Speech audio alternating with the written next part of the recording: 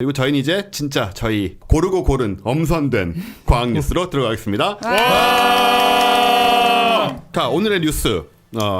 먼저 K 박사님부터 네. 한번 말씀을 해주시죠. 뭘 준비해 오셨습니까? 오늘은 제가 그 새로운 시대에 맞게 아무도 주목 안 하고 있는 상황에서 네. 외계인 뉴스가 등장을 했습니다. 더 이상 우리가 외계인들의 구원을 기다릴 필요가 없기 때문에. 네. 근데 이런 소식은 되게 그 파토님이 많이 하시던 거 아니에요? 이거는 외계인 나오고? 그 비슷한 부류의 외계인 관련 소식이 몇 개 최근에 나오고 있어요. 네네. 뭡니까? 발견한 건가요, 드디어? 이유가 있는 게 그 브렉스루 네네. 이니시에이티브 들어본 적 프로젝트가 있어요. 네, 브레이크스루 있는데 프로젝트. 그게 대략 1년 정도가 돼가요. 거의 됐어요 최근에. 그와 관련된 뉴스들이 몇 개가 나오고 있는데 브레이크스루. 브렉스루가 뭐냐면 소련 출신 나이 많으니까 소련 출신이에요. 소련. 러시아 출신이 아닙니다. 네네 소련 출신. 이건 진짜 소련 출신이에요. 네, 이 사람은 소련일 때 이미 미국으로 왔기 때문에 분명히 소련 출신이에요. 소련 출신 벤처 투자회사 대표 유리 밀러라는 분이 기부로 순전히 기부로 과학 프로젝트를 지원하는 게 있습니다. 네. 와, 그 공산주의 국가 사람이 자본주의 국가 와가지고 이렇게 막 그렇죠. 엄청나게 돈을 이분이 벌어요. 공산주의 국가에서 온 벤처 투자회사인데 이분이 주요 그 투자한 회사가 페이스북, 트위터, 샤오미, 알리바바 등이 있습니다. 대단하다. 진짜 촉도 어마어마하게 좋네요. 사업적인 촉이. 과학과 사람들이 들어있지 않은 이유는 과학과 사람들이 아직 투자를 받고 있지 않기 때문에 그래요. 네, 저희는 아직 투자에 열려있지 않습니다. 투자회사 이름이 DST인데요. 네. 디지털 스카이 테크놀로지. 우주나 과학에 관심이 있는 분인 이유가 이분이 물리학자예요. 물리학을 전공을 했고 박사 과정까지는 분명히 입학을 했는데 학위를 받았다는 기록은 없어요. 박사 수료군요. 근데 박사 과정에서 입자 물리학을 전공했고 이제 당시 소련에서 유명한 물리학자이면서 노벨 평화상을 받은 사하로프. 그렇죠. 사하로프의 제자였습니다. 와. 이거 뭐 우리식으로 보면은 무슨 뭐 김일성 대학에서 뭐 어떤 분이 내려와가지고 여의도에 큰 손이 되고 뭐 이런 거 아니에요? 그렇죠. 모스크바 대학을 다녔기 때문에. 그러니까 이 사람이 이제 그 전공을 바꾼 거잖아요. 자기 주 분야를 바꾼 이유는 물리학자로서의 자기 전망에 실망을 느꼈다. 공부를 못했다는 얘기인가요? 물리학은 자기한테 너무 어려웠기 때문에 쉬운 투자를 그냥 쉽게 그냥 돈 버는 걸로 바꾸고. 저 이거 비슷한 거 허생전에서 본 것 같아요. 러시아의 허생. 이거 뭐 공부는 어려우니 돈이나 벌어야지. 이러면서. 이분이 그 2015년에 그 브레이크스루 이니시에이티브라는 재단 비슷한 걸 만들고 몇 가지 프로젝트를 하는데 그 중에 이제 대표적인 게 브레이크스루 리슨이라고. 리슨. 세티. 세티. 세티는 아시죠, 여러분 이제? 외계 지적 생명체가 보내는 전파 신호를 받는다. 이 프로젝트를 10년간 1억 달러를 지원을 해서 1억 달러면 한 1,200억 1,200억 원 정도. 와. 10년간 그 돈을 그냥 지원을 해서 그걸 추진을 했는데 그게 1년이 된 거예요. 1년이 됐군요. 1년이 되었고 그 결과가 지난달에 뉴스로 나왔습니다. 그래서 뭐가 발견됐나요? 1년간 그 열심히 해본 결과 아직 못 들었다는 뉴스가 나왔습니다. 정말 충격적인 뉴스군요. 10년간 1,200억이니까 한 120억 썼는데 아무것도 안 나온 거군요. 아직은 아무것도 없다. 자, 그럼 두 번째 뉴스는 이분이 하는 또 다른 프로젝트가 브렉스루 스타샷이라고. 스타샷. 이건 제가 그 칼 세이건 살롱에서도 언급을 그랬죠. 제가 한 게 아니라 그 서대문장에서 박물관 관장님이 하셨고요. 그건 뭐냐면 알파 센타우리로 그러니까 태양계에서 가장 가까운 다른 별로 실제 우주선을 보낸다는 거였죠. 그렇죠. 스마트폰만한 조그마한 우주선들을 레이저로 가속을 해서 그러니까 돋을 펼친 다음에 레이저 광합으로 가속을 해서 빛의 속도의 거의 20%로 가속이 되어서. 그래서 뭐 4.3광년 거리를만 20년이면 간다. 그게 목표가 20년 정도 개발을 해서 20년 정도 가서 신호를 보내면 한 4년 후에 도착하니까 24년 후에는 우리가 외계 항성에 외계 행성이 아니라 그 다른 태양계 다른 행성이 아니고 44년이겠죠. 그렇죠. 44년이네요. 그럼 우린 죽었을 것 같고 용인은 어쩌면 우리 그때 안 볼 수도 있어요. 100년까지 살면. 그 부정적이십니까? 그러게요. 충분한 시기입니다. 세월이 좋아지니까 하긴 우리도 네, 100세 그럼요. 시대 얘기하고 네, 의학 네. 기술의 발달. 그 우주선을 보내겠다라고 한 것도 그게 작년 4월이었거든요. 네. 작년 4월 12일에 그걸 발표를 했는데 러시아 역시 소련이죠 사실. 네. 소련 유리 가가린이 처음 우주인이 된 지 55주년 되는 날이었대요. 그걸 그날 이제 맞춰서 그날 맞춰서 아예 다른 별로 가는 프로젝트를 발표를 했는데 거기에 관련된 논문이 하나 나왔는데 네.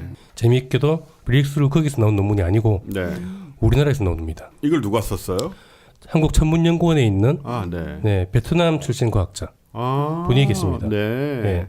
TM 황이라는 분인데 네. 이 논문 제목이 성간매질과 상대론적 우주론들의 상호작용. 와, 네. 이거 굉장히 글로벌한 논문이네요. 그러게요. 소련 출신 미국에 살고 있는 사업가가 그렇죠. 추진하는 프로젝트에 관한 논문을 한국에서 그렇죠. 활동하는 베트남인 그렇죠. 네, 이분이 또 그 미국 연구소들이랑 같이 해가지고 쓴 논문이고 이 논문은 그냥 가벼운 논문이 아니라 네. 아스트로피지컬 저널에 게재가 된 논문입니다. 실제로 이게 성간매질이라는 것은 별 사이의 먼지들이거든요. 네네.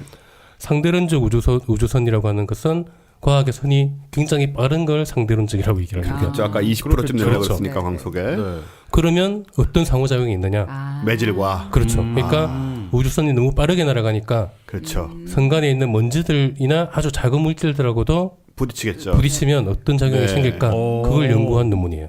근데 그 네. 성간 물질이라는 게 띄엄띄엄 있는 게 아니에요? 띄엄띄엄 있는데 워낙 먼 거리를 가다 보니 꽤 많이 부딪히는 거죠. 그 크기가 굉장히 작은 거 아닙니까? 굉장히 작죠. 굉장히 작은데 그 중에는 한 1마이크론 정도 되는 먼지들도 가끔 있어요. 네, 근데 뭐 아주 작은 수소 원자나 이런 헬륨 원자 이런 정도는 큰 지장이 없는데 네. 순간 먼지라고 할 수 있는 그런 애들은 충격을 꽤 줄 수 있거든요. 네, 그게 얼마만큼 충격을 주느냐를 계산을 했고 네. 경우에 따라서는 심각한 문제를 줄 수도 있다. 아하. 네, 그러니까 그 문제를 좀 해결을 하면서 가야 되지 않느냐. 그렇죠. 예, 그와 이제 그런 연구의 결과의 일환이 되는 거죠. 와, 어쨌든 우리 천문연구원이 한 건 한 거네요, 그죠? 예. 그러게요. 예, 이것은 생각보다 어렵고 힘든 일이다라는 그게 거를. 이제 먼지 입자가 땅 부딪히면은 표면에 어떤 영향을 미쳐서 그게 이제 부서지면서 대략 얼마만큼의 데미지를 주면서 결과적으로 얼마만큼 커질 수 있는지 네. 그런 걸 계산을 했고. 사실 저 SF계뿐만 아니고 여기저기서도 아광속으로 갈 때, 그러니까 20%면 이제 아광속이라고 말할 수준까지 도달을 하는 건데요. 거의 그 정도죠. 네. 근데 이제 만약에 90% 광속에 이런 아광속에 도달할 때는 수소 원자가 방사선이 돼서 거의 광속으로 우주선을 때리게 되는데. 네. 그게 이제 우주선 벽을 뚫고 들어올 거라는 식의 얘기들이 있고 거기 사람이 탔을 경우에는 굉장히 위험하다는 그런 것들이 이미 제기가 됐었어요. 그렇습니다. 네. 실제로 그렇고요. 네. 이제 그런 아주 실질적인 논문이 된 거죠. 네. 그러면 거기에 대한 대책은 없습니까? 이 대책은 논문에서도 제안을 했습니다. 네, 아주 머리를 많이 쓴 대책인데요. 네. 예, 그 우주선을 길쭉하게 만들어서 네. 부딪히는 면적을 줄이면 된다. 제가 지금 그 생각했어요. 진짜로. 네. 가는 방향으로 그렇죠. 얇게 만들어가지고. 네. 사실은 지극히 상식적인. 네. 그리고 이렇게 맞더라도 비껴 맞도록. 그렇죠. 그러니까. 뭐 뾰족하게 만드는 게 제일 좋아요. 그러니까요. 네. 저는 그 생각했는데 저는 말할 배짱은 없었어요. 네. 그거 하고 일단 그게 있고요. 네. 또 있다면 뭐가 있겠습니까? 또 있겠다. 뭔가 부딪히잖아요. 그래도 어쨌든. 네. 튼튼하게 만드는 수밖에 없지 않아요? 네. 튼튼하게. 튼튼하게 만드는 것도 방법이고. 탄성이 있게. 그렇죠. 이게 네. 충격을 완화하면 되잖아요. 네네. 그러니까 차폐체를 만든다. 배체를. 네. 우주선이 대기에 들어올 때 마찰을 일으켜서 네네. 그 다 없어지는 그런 거 있잖아요. 그렇죠. K2 박사님께서 네. 예, 전공하셨던. 이거 케이트 박사님 이제 드디어 좀. 근데 생각해보면 그 스타워즈 같은 데서 우주선들이 유선형인 경우가 있잖아요. 많이 있죠. 그런데 그게 이제 잘못된 거다, 스타워즈가. 이게 그 우주를 날아가는데 유선형일 필요가 있냐. 그런 말이 맞아요. 있죠. 했는데 유선형일 필요가 있잖아요. 있는 거죠. 네. 그 이런 식으로. 어마어마한 속도로 갈 때 네. 순간 먼지들의 충돌을 분명히 그 막아주는. 고려해야 되기 때문에 유선형이 맞는 거예요, 사실은. 네. 한편으로는 사실 스타트rek에 나오는 대부분의 우주선들은 실드를 갖고 있기 때문에 그 전자파 실드라든가 그런 걸 갖고 있기 때문에 크게 영향을 받지는 않습니다. 그러니까 이건 결국 실드를 치면 된다는 얘기죠. 근데 이제 전자 실드가 아니고 네. 물리적으로. 네, 물리적인 실드를 만들면 된다. 네. 당연한 결론입니다. 사실은 이분은 천문학자지 공학자가 아니기 때문에 네. 아주 단순한 하여튼 뭔가 대책을 만들어야 된다. 네. 그걸 실질적으로 했다는 뉴스가 나와서 구체적인 뭔가가 이렇게 하나씩 나온다는 건 굉장히 중요한 것 같아요. 그런 거를 사실 브레이크스루 이니시에이티브라고 한 이유도 말 그대로예요. 이거를 시작을 하겠다. 네. 자기가 시작을 해놓으면은 뭔가가 진행이 된다는 거죠. 후속. 네. 그리고 이게 브레이크스루 스타샷 역시 1억 달러거든요. 아 따로. 네, 별도로 또 1억 달러를. 와, 이분도 돈이 엄청 많군요. 근데 생각해보면은 그 두 개 합쳐봐야 한 2천억 정도거든요. 예. 그거 뭐 우리나라에서 재단 한 2개 만들면 되는 건데. 그렇네요. 네. 이런 얘기 들을 때마다 참 초라해지는. 맞아요. 사실 4대강 생각하면. 그러니까요. 이게 브레이크스루 스타샷의 총 드는 비용이 약 11조 정도로 예상을 한대요. 네. 와, 더 억울해지네 진짜. 이거 2개 할 돈이잖아요. 그러니까요. 11조 정도면은 충분히 그 이 프로젝트를 하고 리슨이나 스타샷을 기자회견으로 발표를 할 때 그때마다 스티븐 호킹, 네. 그 영국 왕립 천문학자라는 마틴 릴슨, 그리고 세티를 처음 시작한 프랑크 드레이크, 네. 드레이크 방정식의 그럼 아직도 드레이크. 살아 있어요? 살아있습니다. 네. 그리고 칼 세이근의 미망인 우리도 같이 대화를 했던 네. 앤드류 얀, 네네. 그분들이 매번 다 기자회견장에 나타나셨어요. 우리가 이거 했으면 그분들 우리나라 왔을 거 아니에요. 그러니까요. 1,000억만 시작을 하면 그런 분들을 모셔올 수 있다는 거예요. 그런 분들을 모셔와서 기자회견을 할 수 있다. 거기다가 이 유리 밀러라는 분이 2017년에 포춘지에서 선정한 세계 최고의 위대한 리더 중에 한 명으로 뽑혔습니다. 오. 그렇군요. 이 프로젝트가 굉장히 중요한 역할을 했다라는 그 스타샷은 언제 떠나는 거예요? 20년 후로 후에 목표를 하는 거죠. 20년 후에 떠나는 거. 떠나는 거죠. 아, 떠나면 20년 만에 떠나서 도착하는 20년 거죠. 만에. 그 얘기였구나. 아, 네네. 잘 되길 바랍니다. 네. 네. 그러니까 기부를 하려면 이런 걸 해야죠, 사실. 그러니까. 그, 예, 말 사주고 이런 게 아니고. 그러게요. 혼자 나가서 1등하고. 이거는 저희가 20년 후에 발사할 때 또 한번 특집으로 현장에 가서 예. 네. 제발 그 전에 리슨에서 뭔가 나오면 참 좋긴 한데. 그리고 이제 리슨하고 스타샷이 큰 프로젝트고 나머지 몇 개들도 있습니다. 또 네. 있는 게 메시지가 있어요. 브레이크스루 메시지. 메시지? 이것은 메시지를 만들자는 거예요.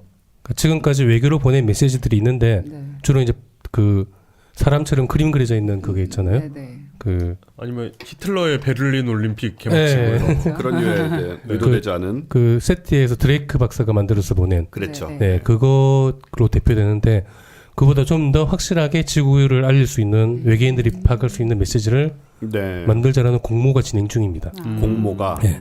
그거 이게- 우리도 해볼 만하지 이게 않을까요? 상금이 10억 원 정도. 우와. 우리 해보죠. 네. 그러니까요. 우리가 사람들을 고용해가지고 이거를 1차적으로 준비를 해가지고 네. 좀 내보는 것도 재밌을 것 같은데. 그럼 미션은 그거예요? 해외란다. 외계로 나가는. 외계로 나가는 메시지를 만들면 되는 거예요? 효과적인 메시지를. 네, 그런 관련된 프로젝트가 대략 10억 원 정도 규모로 진행이 되고 있고요.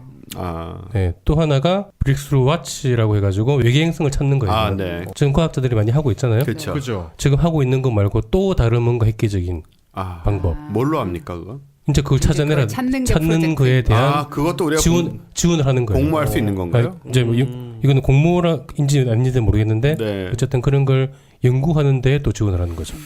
아, 참. 그리고 여기에는 외계행성을 찾는 것뿐만 아니고 그 궁금한 게 네. 외계행성을 찾았을 때 거기에 생명체가 있을까? 현재로서는 사실 알아낼 수 있는 방법이 없거든요. 그렇죠. 기술이 더 발달하면 있어요. 근데 현재 기술로 또 우리가 미처 생각하지 못한 게 있을 수도 있거든요. 네. 그런 것도 한번 찾아봐라. 아이디어를. 아이디어를. 네. 우리 저런 거 하고 싶잖아요. 그러니까요. 근데 좀 여건이 되면 네. 좀 저렇게까지는 아니더라도 뭔가 재밌는 일을 좀 하고 싶은 그런 생각이 많이 드네요. 제가 이걸 들고 나온 이유는 우리나라도 이제 좀 살기 좋은 나라가 될 것 같아요. 제가 페이스북에 딱 써서 많은 호응을 받고 있는 그 문장 중에 하나가 우리나라가 선진국이 될 것 같다라는. 네. 네. 네. 이러다가 진짜 선진국이 될 것 같아요. 네. 그러면 이런 것도 해야지 선진국이거든요. 그렇죠. 네. 그런 그러게요. 예. 그 기업들의 기부 문화도 이런 식으로 좀 진행이 되고. 그러니까 좀 이렇게 사람들을 이렇게 흥분시키는 일이 진짜 없잖아요. 네. 없었잖아요. 네. 근데 이런 프로젝트야말로 뭔가 되게 사회에 긍정적인 에너지 같은 것도 좀 주고 오래 네. 살고 싶어지게 만들고. 네. 네. 그 보면은 세계적으로 집단지성을 이용해서 하는 공모 같은 게 사실은 많이 돼요. 네. 익숙해서 그렇지 다르파 로봇 대회도 네네. 일종의 공모 형식이잖아요. 네. 예. 그거 말고도 뭐 여러 가지 그 문 프로젝트라고 그렇죠. 그 달에 가는 그런 네. 달에 그 로버를 루나엑스. 그렇죠. 루나엑스. 네, 그런 식의 500m인가 뭐 가게 한다고 네, 거예요. 꽤 많은데 우리는 그런 걸 하면은 다 남 얘기라고 생각했지. 그렇죠. 그렇죠. 그리고 남- 사실 우리가 그 얘기 나올 때마다 우리끼리 한 얘기도 지금 나라가 망하게 생겼는데 언젠가 요순 시대가 오면 우리나라도 저런 거 하겠지 이런. 네, 그런 얘기를 사실 했었어요. 그러니까 네. 이게 제가 지금 든 생각인데 이런 프로젝트가 막 활발하게 되면 출산율도 올라갈걸요? 제가 지금 그 생각했어요. 아, 그러니까. 그럼요. 나중에 미래가 좋아지고 사회도 사회지만 저런 모습들을 우리 자손들에게 보여주고 싶다 이런 생각이 들 수 있잖아요. 네, 그래서 저는 그 뭐 요즘 4차 산업혁명 얘기 많이 나오는데 우리가 지금 해야 될 일은 지금 당장 먹고 살 걸 찾아내는 것도 중요하지만 좀 더 미래를 내다보고 네. 사람들한테 꿈을 주는 그런 걸 해야 될 시기가 아닌가 그렇습니다. 라는 생각이 들었어요. 정말 이제는 조금 우리가 정치 쪽에 약간 긴장을 풀고 이런 쪽에 조금 더 저희 네. 팟캐스트와 함께 하시면서 많이 풀면 안 되고요. 네, 많이 보면 안 됩니다. 아직 이렇게 안심할 시간이 아니에요. 네. 이렇게 나가는 게 어떤가 그 미래를 좀 더 보고 나갈 여유 정도는 좀 가질 수 있다. 뭐 우리 여러분들 다 그러시겠지만 그런 생각이 듭니다. 이제 세티의 기부에 시초로 갈 수 있는 사람은 알렌 텔레스코프 레이라는 게 제가 여러 번 아, 소개해드렸는데 그게 네. 있거든요. 전파망 환경을 한 300개 정도 만들어서 네. 계속 A 신호를 계속해서 받자. 예, 그건 한 10년 전에 시작했어요. 네. 그것도 사실 이거에 또 시초로 갈 수 있는 거죠. 그러니까 뭔가 시초라는 게 필요한데 이런 그렇군요. 프로젝트가 진행이 네. 되고 하는 데에는 이제 우리나라도 시초를 누가 만들어야 되지 않을까 네. 라는 생각이 좀 듭니다. 중요합니다. 이 기초과학이라는 분야들 그리고 기초과학 중에서도 우리 대중에게 우리들에게 꿈을 심어주고 오래 살고 싶게 만드는 진짜로 그런 흥분 같은 거 필요하잖아요. 우리나라 참 없습니다 그런 거. 옛날에 월드컵 때 한번 뭐 노무현 대통령 당선될 때 뭐 이번에 그 중간엔 이제 그 이번에 지금 U20 축구대회 말씀하시는 거죠? 물론이죠. 네. 축구대회가 지금 몇 강에 올랐다고요? 네. 16강? 16강 따놨죠. 예선전 2번으로 확정해버린. 네. 훌륭하네요. 네, 예선 이렇게 3차전을 하기 전에 확정해버린. 나라를 좀 우리를 흥분시키는 그런 일들이 벌어지고 있는 시점에서 좀 더 큰 스케일로 그런 일들을 겪어보고 싶은 마음이에요. 저와 저희 자손들이 다 같이. 그래서 이제 돈이 있고 돈이 충분히 있고 뭔가 훌륭한 일을 하고 꿈을 확산하는 일을 하고 싶으신 기업가 여러분들은 연락을 주시면 감사하겠습니다. 네, 저희는 아시다시피 그 아이디어와 뭐랄까 우리나라에서 어디 가서 뒤처지지 않습니다. 저희와 저희 주변에 계신 분들 다들. 네, 그렇습니다. 이런 프로젝트가 사실 직접 자기 감흥을 하는 게 아니라 사람들한테 동기를 계속 주는 거거든요. 네. 자, 뉴스는 여기까지인가요? 네. 꿈과 희망을 주는 우리 프로젝트들. 좋네요. 네. 구소련은 아직도 살아있다. 그 사람인데 제가 보기에는 소련의 간첩이에요. 그 요즘 저 사람 저기 많잖아요. 푸틴. 네, 저 트럼프하고 트럼프하고. 해가지고 네. 그뭐 끈 떨어진 간첩이라고 봐야 되나요? 끊어진 간첩이라고. 문재인도 간첩이잖아요. 그런 얘기 많이 들어가지고. 네. 자, 이 정도에서 하고 다음 뉴스는 우리 최 팀장님이 준비해 주셨습니까? 네. 이만한 뉴스인가요? 네. 일단 지르고. 사람들이 자신감들이 생겼어요. 좋은 인상인 것 같아요. 맞아요. 그래서 지난주에 그 여러 가지 기사를 읽는데 사실 상당히 어려움이 있었어요. 왜냐하면 과학뉴스 찾으러 들어가면은 막 무슨 짤방 올라와 있고 막 이래가지고 네. 그 뭔가 정신을 분산시키는 요소가 너무 많아서 좀 힘들었는데요. 일단은 기사 중에 만물의 영장인 인간으로서의 자긍심을 한껏 고취시키는 그런 내용이 있어서 그 얘기를 좀 공유하려고 합니다. 제가 봤던 기사의 5월 12일자 기사인데요. 기사의 제목은 사람이 개보다 냄새를 더 잘 맡아 물음표입니다. 충격적이죠. 답은 노로 끝나는 거죠. 그러니까 물음표가 붙어 있다는 건 아니란 뜻인 경우가 많지 않아요? 10만 배 낫다 이런 얘기 하잖아요. 네, 일단은 우리 대체로 개들이 우리보다 후각에 민감한 건 사실이긴 하죠. 뭐 이제 후각 감지하는 세포는 뭐 200배 정도가 더 많고 네. 뭐 감지하는 신경은 뭐 몇만 배 뭐. 암세포의 냄새를 맡는다고 하니까. 네. 그래서 일단 쥐나 개들은 우리보다 냄새에 있어서 훨씬 뛰어난 능력을 가졌다고 알려져 있는데요. 이거 네. 아주 일반적으로 할 수 있는 생각이죠. 근데 이런 생각이 되게 오래된 역사가 있더라고요. 그래서 아리스토텔레스는 그 책에 이런 말을 썼다고 하는데 사람은 냄새를 잘 맡지 못한다. 라는 말을 쓴 적이 있대요. 그래서 사람들이 앞에 주어를 내가라고 해야 될 때 사람은이라고 하면 어떤 일이 생기는지를 약간 근데 인간은 예를 들어 뭐 인간은 냄새를 잘 맡지 못한다라고 하면 냄새를 잘 맡는 무언가가 있다는 얘기잖아요. 아, 그렇죠. 개나 쥐나 뭐 우리보다 하등하다고 알려져 있는 포유류들은 우리보다 훨씬 더 금연에서 유능하다라는 게 이제 일반적인 생각이었고. 그랬죠. 네. 19세기에 되게 유명한 뇌과학자인 폴 브로카, 네, 브로카 영역을 발견하신 분인데 이분은 사람에 대해서 냄새를 감지하는 영역이 다른 포유류에 비해서 굉장히 작다는 걸 알았는데요. 그러니까 인간의 경우에 대해서 후각신경구가 차지하는 부피가 0.01%밖에 안 되고 네. 쥐는 한 2% 정도가 된다고 해요. 그러니까 당연히 이제 이런 걸로만 봐도 이 당시부터 사람들이 내렸던 결론이 지능이 높을수록 후각에 덜 의존한다.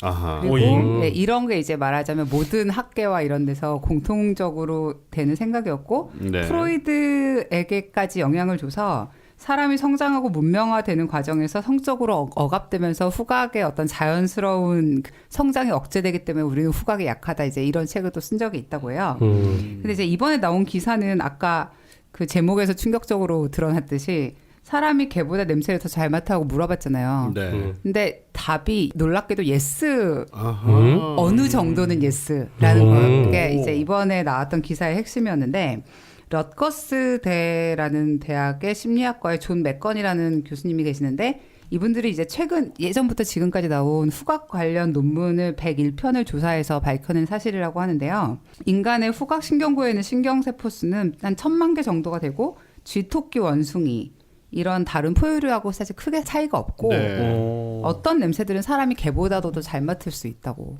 어떤 냄새란 어떤 여기서 어떤 냄새란 네, 어떤 그래서 냄새입니까? 이제 이번에 발표된 연구에 의하면 우리는 개나 쥐, 원숭이, 뭐 고슴도치 이런 것들보다 5개의 냄새를 훨씬 잘 맡을 수 있는데요. 바나나 냄새, 커피 냄새, 발 냄새나 땀 냄새, 피 냄새. 피냄새. 그리고 냄새? 네, 그 양고기 냄새 이제 이런 류의 냄새들에 양고기 들어있는 냄새. 들어있는 화학 성분들을 우리는 되게 개보다도 더 잘 맡을 수 양고기 있고. 냄새는 누린내란 거잖아요. 왜? 네, 그런 정도겠죠. 그래서 어떤 특별한 화학 성분이 이제 내는 그 냄새들은 네. 이제 심지어 개보다도 잘 맡을 수 있고. 그런데 마늘 냄새는 쥐가 더 잘 맡고 네. 그러니까 식초 냄새에 섞인 화학 성분은 예를 들어 인간, 개, 쥐가 있을 때 쥐가 제일 잘 맡고 그다음에 우리, 그다음에 개 이런 식으로 네, 다르다고 합니다. 그러니까 실제로는 어떤 절대적인 능력이 그러니까 개는 무슨 냄새든지 다 잘 맡고 우리는 다 못 맡고 이런 게 아니라 성분에 따라서 동물마다 인지 능력이 조금씩 다르고 이건 아마도 이제 포식자의 분비물 냄새하고 관련이 있을 것이다. 네. 이제 이런 얘기가 있었던 거죠. 이 얘기를 들으면서 그러니까 일반적인 능력이라기보다 전문 분야가 있는 네, 거네요. 그렇죠. 전문 분야가 있는 거죠. 양이 우리의 포식자였나요? 그건 예를 들어 누가 양을 잡아서 먹고 있으면 빨리 가야 되기 때문에 그치, 빨리 가서 뺏어 먹든지 네, 약간 얻어먹든지. 그 생각은 들었어요. 이게 뭐 그러니까 예를 들어 뭐 같은 동물들이 눈이라고 해도 볼 수 있는 무슨 뭐 네, 그쵸. 대역폭이 가장 다르고 다른 뭐 것처럼. 그런 것처럼. 네. 근데 이제 인간은 도대체 그러니까 어떤 동물의 분비물에서 바나나 냄새가 났길래 인간들은 바나나 냄새를 잘 맡게 되었을까 이런 게 조금 궁금하긴 하죠. 그러게요. 그래서 이 연구 그러니까 우리의 천적은 바나나와 양고기를 그게 다 저 대홍수 이전에 네, 세상이 지금과 다를 때의 기억이에요. 바나나와 양고기를 잘 먹고 땀을 많이 흘리는. 그럼 지난 심리학에 따르면은 거의 대홍수 이전에 맞죠. 아, 그렇죠. 네, 그 인류가 그 문명 네. 되기 전이니까. 특히 우리는 어떤 쥐하고 비교했을 때는 압도적인 능력을 갖고 있는데 41개의 성분 중에 31개가 인간이 더 잘 맡고 오. 쥐가 우리보다 잘 할 수 있는 건 10개 정도에 지나지 치즈. 않죠. 그것까지는 확인해보지 못했습니다. 그래서 이제 인간이 후각이 발달되지 않았다라는 과거의 견해는 이제 수정돼야 되고 우리는 시각과 촉각을 발전시키는 와중에 후각마저도 잃지 않은 훌륭한 종이다. 이런 자긍심을 가지셔도 될 것 같습니다. 근데 제가 그 예전에 읽었던 기사 중에 그 조말론이라는 조향사분이 있는데 이 브랜드가 지금은 네, 향수 만드는 사람.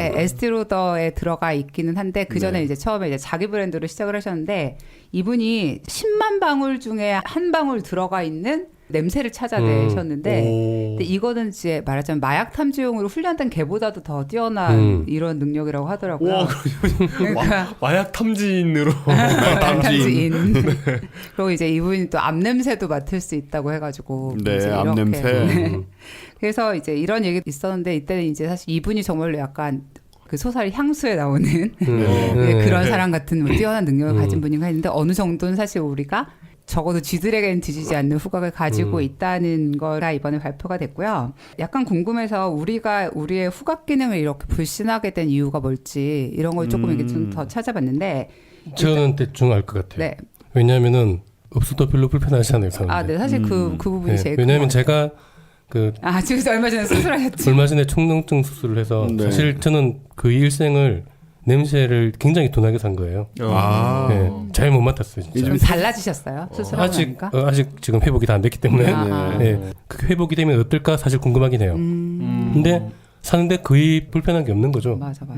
후각에 의존해서 살줄 알거든요, 사람. 네, 막상 후각을 정말 느껴보시면 생각이 달라지지 않을까요? 그럴 수 있으니까 내가 이런 상태로 살았구나 평생을. 네, 어쨌든 지금까지 사는데 냄새를 못 맡아서 살기 힘들다라는 생각은 못 해봤거든요. 후각이 미각을 굉장히 둔화시키기 때문에 그래서 후각이 없으면 맞아. 감기 걸리면 아무것도 맛있는 게 없잖아요.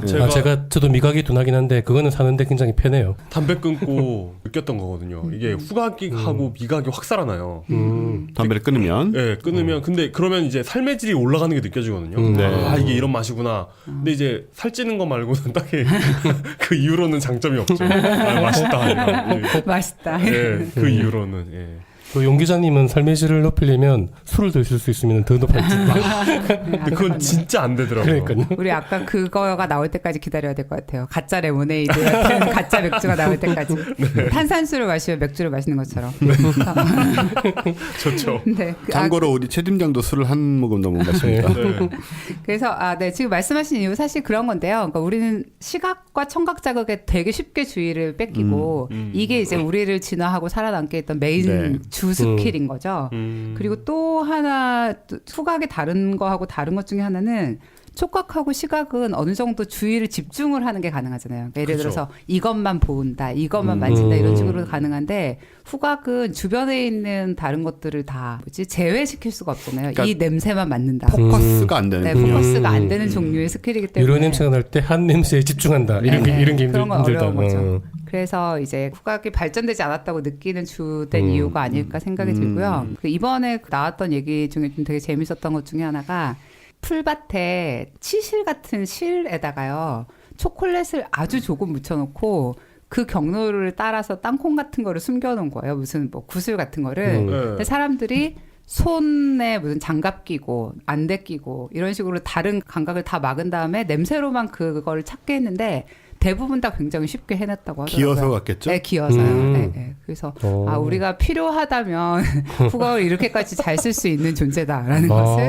네. 그럼 걔한테 맡길 게 아니고 그럴 수 있어요. 추적할 때 뭐 청노리스나 뭐 그런 분 있잖아요. 네, 정말 그런 분들 무슨 얘기를 하려는지 정말. 그런 분들 나오는 영화 보면은 이렇게 막 그렇게 해가지고 하긴 제 친구 중에 하나는 정말 약간 상한 음식이 자기는 그러니까 굉장히 잘 찾는 거예요. 그러니까 집안에 뭐 어머니가 음식을 딱 갖고 들어왔는데 자기는 딱 갖고 들어오는 순간 안 돼요. 저거 상했다. 그런 거야말로 진짜 옛날 같으면 생존기였을 것 같아요. 네, 그렇죠. 그러니까 제가 그렇다니까요. 아 맞아. 파토님도 그래요. 미각도 그래요. 진짜요? 어릴 때부터 엄마가 뭐 저한테 이거 상했냐고 물어봤어요. 그럼 제가 먹어보고 엄마 이거 상해서 버려. 그러고 보니 제가 화생방 정찰이죠. 냄새와 미각에 둔해서 불편한 게 그게 있네요. 상한 것을 그걸 잘 먹어요? 몰라요. 네, 잘 모르기 때문에 항상 물어봐야 돼요. 이거 괜찮은 거야? 네. 이런 거 있잖아요. 그 수학 잘하시는 분들이 뭐 방정식으로 대화하잖아요. 이 쫙 적어놓고 막 저쪽에서 보면서 저거 뭐 저희 같은 사람 보면서 저게 뭐야 이러고 있잖아요. 그렇죠. 제가 미각에 있어서 후각과 미각에 있어서 그 방정식을 쓰는 그런 사람입니다. 왜 이걸 몰라? 엄마 이걸 어떻게 모를 수가 있어? 이거 상했는데. 예를 들어 뭐 어떤 그 에피소드 같은 게 있었습니까? 에피소드는 굉장히 많은데요. 일상이었기 때문에. 근데 일단 너무 약간 엄마 입장에서는 그걸 아들한테 먹어보라고 주는 건 좀 너무한 거 아니에요? 그거는 이제 진리를 향한 탐구에 있어서 아니 안 먹어봐도 알아요. 그냥 단지 판정을 맡기는 것뿐이에요. 냄새를 맡고 그다음에 약간 미심쩍으면 이제 확인을 해보죠. 그럼 아주 조금 극소량만 먹어도 알 수 있고요. 다행히 저희 아내가 굉장히 또 잘 파악하기 때문에 네, 저는 마음 놓고 주는 건 먹을 수 있어요. 전 예를 들어서 뭐 콜라라든가 이런 것들 다 맛이 다르거든요. 우리 같은 한국에서 파는 콜라 다 맛이 달라요. 저도 탄산 맛을 사람들이 구분 못하는 건 신기하더라고요. 네. 네. 그러니까 코카콜라라고 해도 이게 다 맛이 다릅니다. 똑같지 않아요. 네. 그런 거를 굉장히 맛이 있는데 이상한 게 있어요. 어떻게 물어봐요 항상 이거 이상하잖아요. 근데 멀쩡하다는 거예요. 어떻게 이게 똑같다고 생각할 수가 있나? 저런 두뇌로 저런 능력으로 어떻게 인생을 살아가면 어떻게 인간이라고 말할 수가 있느냐? 불편하지 않습니다. 저는 소주 맛도 전혀 구별을 못하는데 소주 종류별로 전혀 구별을 못해서 아니야, 아무 이상이 없습니다. 굳이 박사님이 그 맛까지 느껴가면서 마셨으면 너무 많이 마셨을 거예요, 진짜. 그러니까 싸가지 없는 과학자들이 이 일반인을 어떻게 볼지 제가 좀 이해해요.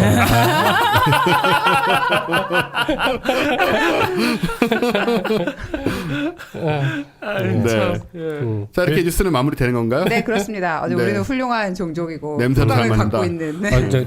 그러고 보니 사람이 굳이 시도를 안 하는군요. 그런 네, 그러니까요. 뭐 냄새를 필요 쫓아간다든지 그런 거. 저는 좀 하긴 하는데. 근데 또 훈련을 하면 또 나아질 것 같기도 해요. 그렇기도 하겠네. 근데 네. 왜 개가 냄새 맡는 거 흉내 내실 수 있어요? 아, 그거 힘들어요. 저 잘해요. 이게 아, 진짜요? 뭐가 연관이 있을 수도 있다고 봐요. 그게 굉장히 짧게 여러 번 들으시지 네. 않습니까? 제 소리로 들려드리겠습니다. 이거 귀에다 들으니까 너무 이상해. 자, 개 키우신 분들은 다 동의하실 거예요. 아, 이 정말. 능력과 제 후각과 어떤 관련이 있는지 모르겠습니다. 야, 정말 약간. 어릴 때부터 그냥 자연스럽게 할 수 있었어요. 이거- 저 우리 지금 프로의 정체성을 제가 지금 진짜 혼란스럽다. 어머니께서 상한 거 이렇게 판정해달라고 하셨을 때도 그렇게 냄새가 처음에 이렇게 났습니다. 시작했죠. 그러다가 이제 맛을 살짝 보기도 하고. 제가 지금 말하려고 생각하다가 잊어먹었어요. 아, 네. 저 지금 귀가 간지러워서 네. 지금 기분이 이상해요. 생각이 안 날 것 같아. 네. 청취자 여러분들 즐거우시죠? 우리 오늘 약간 다 업돼서. 좀 업된 분위기네 확실히. 자, 그럼 뉴스, 국악에 대한 뉴스 여기까지 하고, 네. 그럼 제가 뉴스를 할 시간이네요. 네. 저의 뉴스가 굉장히 뭐랄까, 비극적인 얘기를 담고 있습니다. 역사 속에. 뭐죠?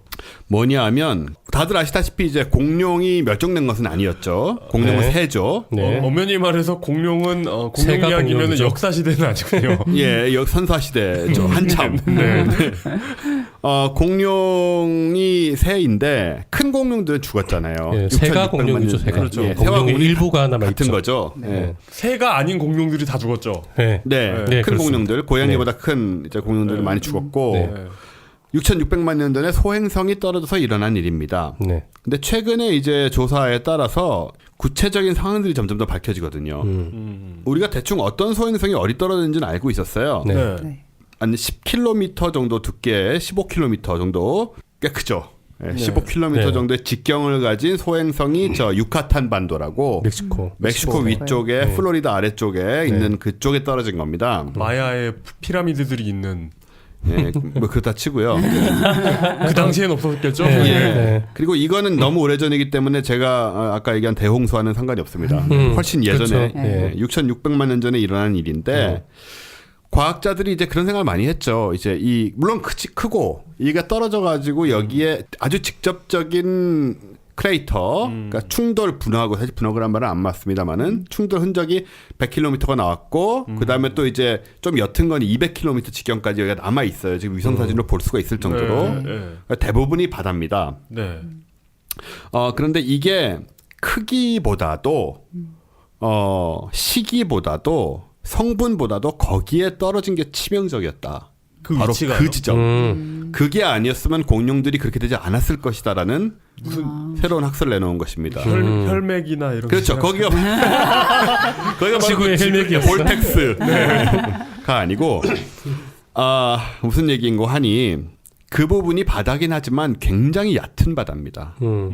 얕은 바다, 그러니까 지구의 대부분은 사실 바다잖아요. 3분의 2가 바다고, 그치, 표면의 대부분은 네, 바다죠. 3분의 2 바다의 대부분은 굉장히 깊은 바다입니다. 그렇죠. 뭐 3km, 5km, 10km씩 되는 태평양 대서양 이런 데들 굉장히 깊은 바다예요. 네.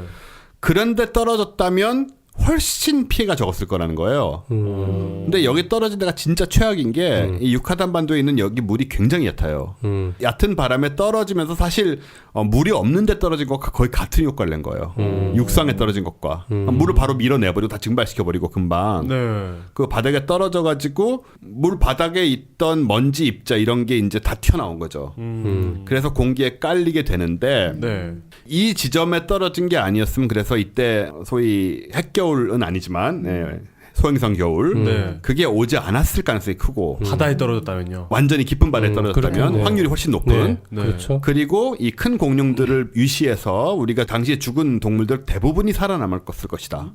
대부분이 예. 근데 이 차이가 정말 몇 초 차이인 거예요. 떨어지는 게. 왜냐하면 소행성이 지구에 떨어지는 시점에서는 속도가 초속 15km, 20km씩 나거든요. 그러니까 단 몇 초만 늦게 왔어도 대서양에 떨어질 수가 있었고 태평양에 떨어질 수가 있었던 거죠. 그러네요. 그 몇 초 차이로 모든 운명이 다 바뀐 겁니다. 그리고 물론 우리가 지금 이렇게 나타난 거죠. 우리가 없었겠네요, 만약에. 우리가 없었죠. 우리가 없었고 이제 거대 파충류. 예, 거대 파충류와 새들 이런 애들이 지능이 발달해서 다른 종류의 멸종과 진화가 일어났겠죠. 그렇겠죠. 네. 그러니까 이걸 이제 굉장히 과학적으로 이제 탐구를 했다는 겁니다. 실제로 그 유카탄 반도 땅을 파가지고 그 안에 바위들이 물 밑에 바위들이 얼마나 압력을 받았는지를 확인하고 그 압력을 계산해서 어떤 충격이 왔고 그래서 지각에 얼마나 많은 이제 대기 중에 얼마나 많은 것들이 퍼졌을까를 계산했을 때 정말 상상할 수 있는 최악의 포인트였다 여기가 떨어지는 그런 얘기를 해요. 그래서 표현을 하길 어떻게 하냐면 만약에 소행성이 정말 아주 조금만 빨리 혹은 늦게 떨어졌다면 모든 것이 달라질 수 있었을 것이다. 그래서 먼지와 그런 것들이 조금만 덜 퍼졌더라도 이 겨울이 오지 않았을 것이고 그래서 조금만 고생을 했겠지만 이 대멸종이 없었을 것이다라는 얘기를 했고 이게 중요한 건 이제 과학적으로 이걸 이제 증명을 해내고 있다는 그렇죠. 점이 그게 중요한 겁니다. 그 멸종이나 그런 게 소행성이 떨어질 때 충격 때문에 멸종한 게 아니거든요. 그렇죠. 그죠. 네. 그때 뭐 소행성에 맞춰서 죽었다거나 그런 뭐 망에 둘린가 어딘가 하는데 그래서 멸종한 게 아니고 환경이 바뀌었기 때문에 네. 그래서 환경이 너무 급격하게 바뀌는 바람에 멸종한 그렇습니다. 건데 거기에 이제 영향이 컸다라는 거죠. 네. 이 당시에 이제 말 나온 김에 이 소행성의 규모라든가 이런 거 주변 상황을 좀 보면 일단 15km짜리가 떨어져서 떨어진 걸로 100km 직경에 깊이 30km의 충돌 분화구를 만들었습니다. 깊이 30km의 깊이. 어마어마하군요. 마리아나 해구가 11km거든요. 깊이가. 네. 그거의 3배를 뚫은 거예요. 그런 다음에 이 첫 번째 크레이터 옆에가 무너지기 시작해요. 그래가지고 200km로 넓어집니다. 옆에 벽들이 이제 같이 무너진 거죠. 좀 있다가. 네. 이건 이제 한 몇 킬로 정도의 두께로 된 거고요. 네. 그 다음에 충격으로 인해서 처음에 생긴 그 30km의 크레이터에서 다시 물질들이 이제 리바운드를 하는 거예요. 튀겨 나오는 거예요. 그렇게 저기 다 터졌으니까. 그렇겠죠. 예. 튀겨 나와가지고 다시 떨어집니다. 그래서 가운데 또 하나의 링을 만들어요. 그래서 이제 세 겹이에요, 사실은. 크레이터가. 예. 또 하나의 링을 만들고 지금은 이 대부분의 크레이터가 사실 해안가에 묻혀 있습니다. 잘 안 보여요. 네. 굉장히 오래된 거 아닙니까? 6,600만 년 전이니까 600m 지하에 묻혀 있는 상황. 그게 이제 퇴적이 계속 된 거죠. 이런 상태가 돼 있고요. 이 폭발력은 히로시마 원폭 있습니다. 히로시마 원폭이 이제 A범, 아토믹 범이라고 하는 게 이제 리틀 보이란 거였죠. 얘는 우라늄탄인데 얘가 13킬로톤 정도 돼. 킬로톤이란 건 이제 TNT로 환산을 했을 때 TNT 13,000톤이 13,000톤 이 한꺼번에 터지는 것과 비슷한 그렇죠. 에너지다. 네. TNT란 건 뭐 다이너마이트 비슷한 거라고 생각하시면 될 것 같아요. 네. 13,000톤이 한꺼번에 터지. 옛날 저는 이게 개념을 몰라가지고 무슨 뭐 1메가톤짜리 이게 100만 톤이잖아요. 100만 톤을 어떻게 운반해서 떨어뜨렸나. 이게 무게인 줄 알고 뭐 초등학교 때 얘기해요. 그래서 이게 기술이다라고 생각하는 친구들. 피라미드 비슷한 느낌. 그게 아니고 히로시마 원폭이 13,000톤 그리고 우리가 지금 인류가 만든 가장 강력한 폭탄이 50메가톤짜리 수소 폭탄입니다. 네. 50메가톤이면 5천만 톤이죠. 그렇죠. TNT. 그러니까 5천만 톤. 그만큼의 TNT가 생산된 적이 있나요? 없을 겁니다. 아마. 네, 없겠죠. 네. 근데 여기 떨어진 이 녀석의 충격은 100억 배입니다. 히로시마 원폭에. 히로시마 원폭의 100억 배라고요? 13킬로톤의 100억 배. 야. 그러니까 메가톤 이렇게 따지면 뭐 트릴리온이 돼야 되나요? 어떻게 되나요? 뭐 아무튼 엄청난 숫자가 되는 거죠. 이런 충격으로 떨어졌지만 물에 떨어졌으면 아까 말씀하신 대로 그렇게는 안 됐을 것이다. 단 한 5초 10초 차이로 이제 공룡들이 다 이렇게 된 거예요. 물에 떨어졌으면 지금도 사실은 뭐 지금은 뭐 물에 떨어지면은 해일이 엄청나게 그렇죠. 생기잖아요. 그러니까 도시들은 도시들은 사람한테는 심각한 피해지만 예, 지구 전체는 뭐 어떻게 될지 모르겠어요. 충격이 많이 줄어들긴 할 테니까. 예. 제가 어렸을 때 그 개울가에서 돌 던져서 붕어 잡던 생각이. 그거랑 엄청 다를 것 같긴 한데요. 원리는 비슷한 거 아닙니까? 바닷속 환경은 참 그 크게 치명상을 받을 것 같긴 하지만 그러니까 우리가 사실 이게 굉장히 운이 안 좋았던 상황이지만 운이 좋았던 상황이 몇 번 있었잖아요. 예를 들어서 1909년인가요? 그때 소련, 당신은 진짜 소련도 아니고 러시아였나? 제정 러시아? 아, 그렇겠네요. 예, 혁명이 일어나기 전이니까. 예. 제정 러시아에 떨어졌던 그 퉁구스카. 네. 그것도 물론 이런 규모는 아니지만 그게 만약에 도시 지역에 떨어졌으면 그 도시는 몰살이었습니다. 완전히. 엄청난 지역이 나무가 다 불타고 뭐 그런 수준인데 그때 그 섬광이 스웨덴에서도 보였대요. 시베리아인데 몇천 킬로미터 떨어진 스웨덴에서까지 보였는데 이게 만약에 인구 밀집지역에 떨어졌으면 어떻게 됐을까? 이렇게 운 좋게 피해간 것이 아마 지난 6,600만 년 동안 수천 건이 될 거예요. 그렇겠네요. 예. 근데 하필이면 이 큰 게 가장 안 좋은 지점에 떨어져서 이제 우리 파충류들 1억 년 이상 번성하고 있던 파충류들이 그만 많이 죽고 말았던 것이죠.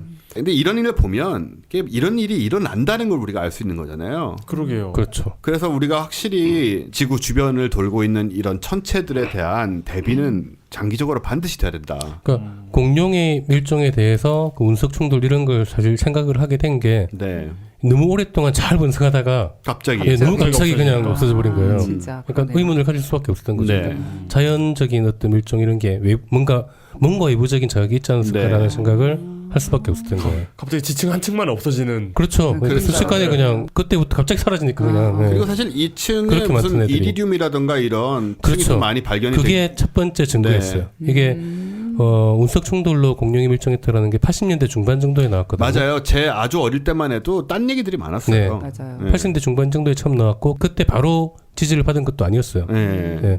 그게 지지를 못 받으니까 그걸 처음 주장했던 사람들이 태양이 쌍성이고 그게 이리로 와서 그것 때문에 운석들이 막 떨어져서 밀종한다. 그게 괜한 얘기를 또 지어냈군요. 네, 그런 얘기를 만들어서 그거를 쌍둥이 태양을 찾으려고 하다가 우주 가속 팽창을 하게 됐거든요.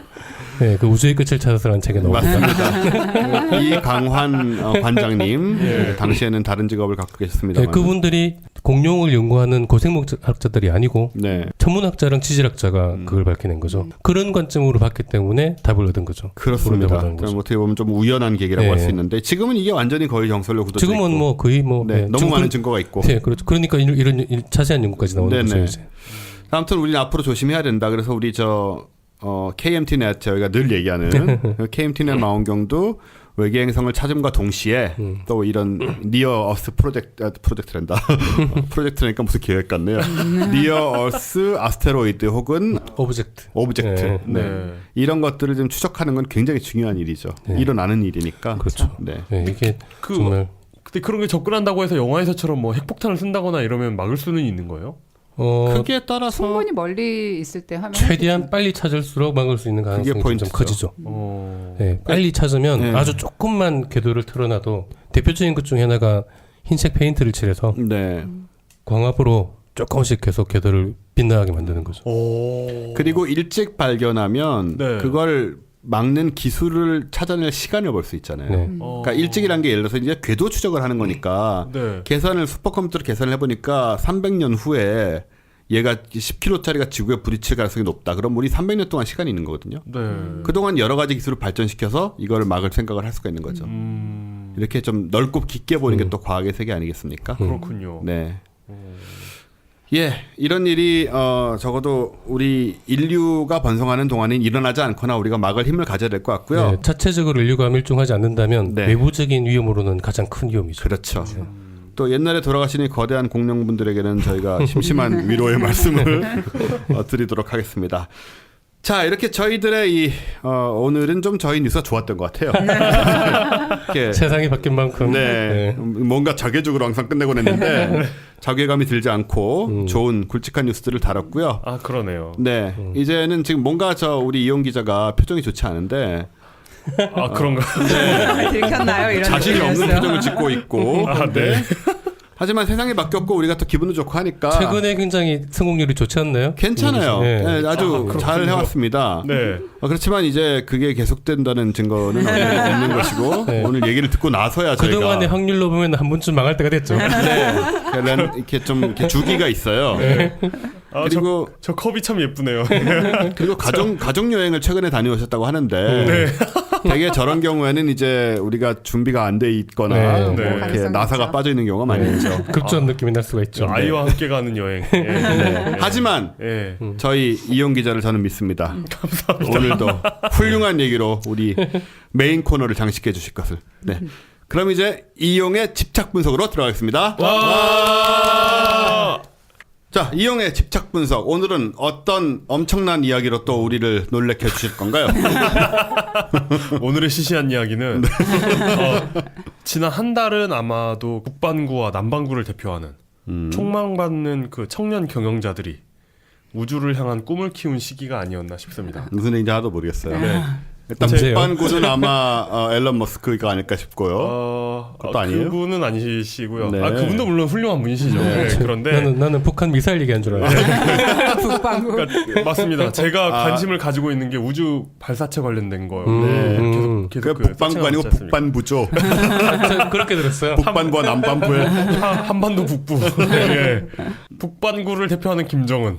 아, 정말로 그거예요? 네. 아, 그리고 네. 남반구를 대표하는 사람으로는 그 로켓랩의 피터 백이라는 사람이 있습니다. 김정은보다 훨씬 덜 유명한 사람 같으네요. 네, 훨씬 덜 유명합니다. 훨씬 거의 뭐 듣보잡이죠. 김정은에 비하면. 김정은에 비하면 듣보잡. 그렇죠. 그 김정은은 아마 로켓 발사체에 관해서는 아마 가장 강력한 열정을 가진 네. 사람이 아닐까. 각종 발사체를 계속 발사하고 있죠. 그렇죠. 그렇죠. 아마 실험을 가장 많이 해본. 예. 그래서 좋은 실패를 두려워하지 않고. 네. 그렇습니다. 그렇게 좋은 조건에서 실험을 계속할 수 있는 연구자가 흔하지가 않을 텐데요, 진짜. 그러니까요. 그 국가 지도자의 리더십이 그래서 중요한 거예요. 그래서 그 북한이 기술이 딴 거는 모르겠는데 실험 경험 하나는 세계에 내놔도 네. 네, 그럴 것 같습니다. 그래서 정확한 상황은 뭐 알 수가 없잖아요, 사실 바깥에서는. 그런데 어쨌든 그 CEO가 원하는 퀄리티를 달성해 나가고 있는 게 아닌가 네. 생각을 하게 되고 있습니다. 지난 5월 21일에는 또 실험을 했죠. 북극성 2형. 네. 그렇죠. 걔가 멀리 날아간 그건가요?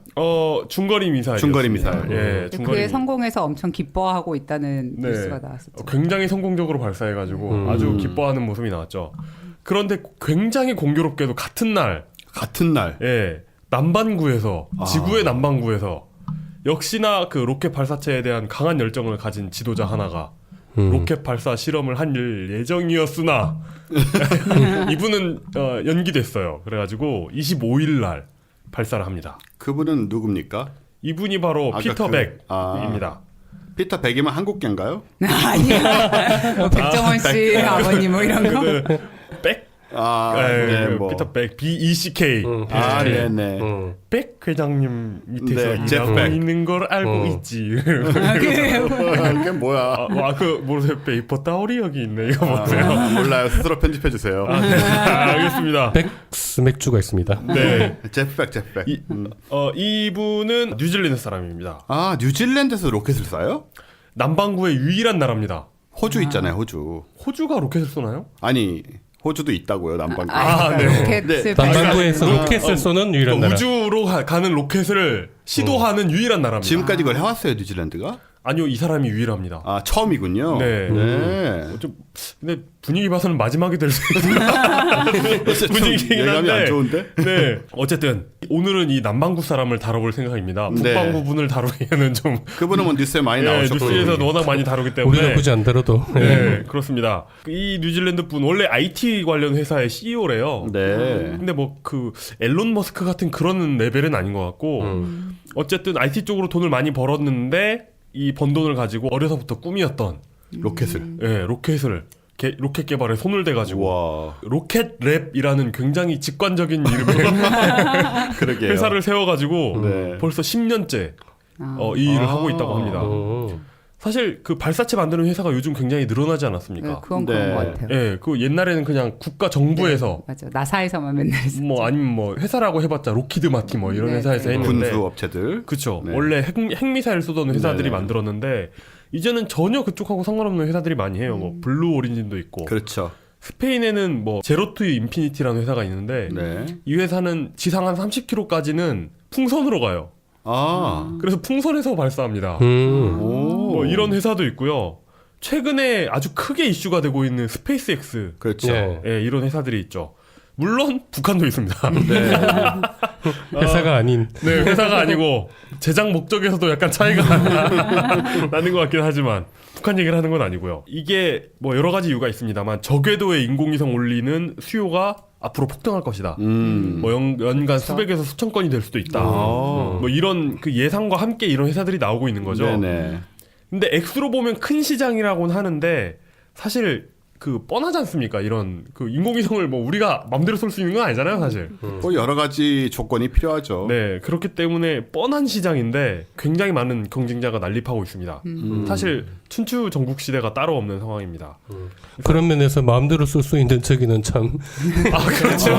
비용 생각 안 하고 네. 예, 마음껏 쏠 수 있는. 네. 그게 부러워지기 시작하는데 이거 안 되는 거잖아.